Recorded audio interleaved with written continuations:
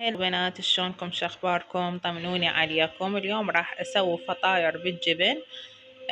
فحبيت اشارككم الفيديو اليوم. هي طبعا طريقة العجينة انا منزلتها بالقناة، بس راح هم ارجع واعيدها. نحتاج طحين وخمرة وزيت ومي دافية هسه مخليتها على الطباخ. تخلون اول شي المي والخمرة، وبعدين تضيفون بالتدريج الطحين، وبعدين الزيت اخر شي. وراح اعجنها واشوفكم. هسه راح اذوب الخمرة ويا المي الدافي. طبعا بنات لا تنسون شوية تخلون شكر وياها. طبعا هاي الطريقة كلش بسيطة واقتصادية، وتفيدني مثلا تسويها للعشاء، يعني كلش فطاير هشة وخفيفة تصير عندكم.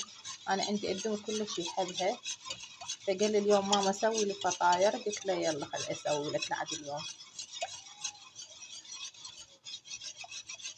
وهسه بنات شوفوا كملت العجينة، راح نتركها ساعة تختمر، نرجع لكم. بالنسبة للحشوة مال الفطاير يعني حسب الرغبة، انتو رغبتكم شو تحبون. احنا بما انه عائلة يعني كبيرة، راح اسوي كل هاي اللي تشوفوها راح اسويها اليوم. راح اسوي بالصوصج، وراح اسوي بالجبن وكرفس وياه، وراح اسوي بالزعتر. هم كلش طيبة، جربوها. انتو بعد حسب رغبتكم شو تخلولها عادي خلولها.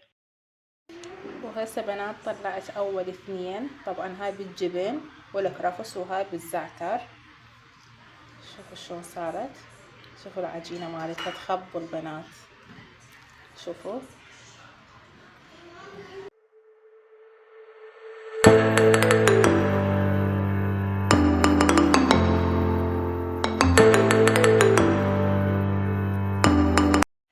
وهسه بنات كملنا العشاء، راح نسوي بوشار.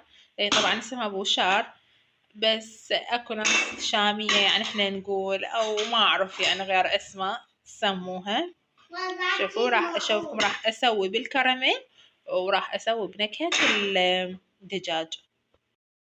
هسه هذا الكراميل شوفوا شكر، وخليته على نار كلش ناصية. راح اشوفكم من يصير.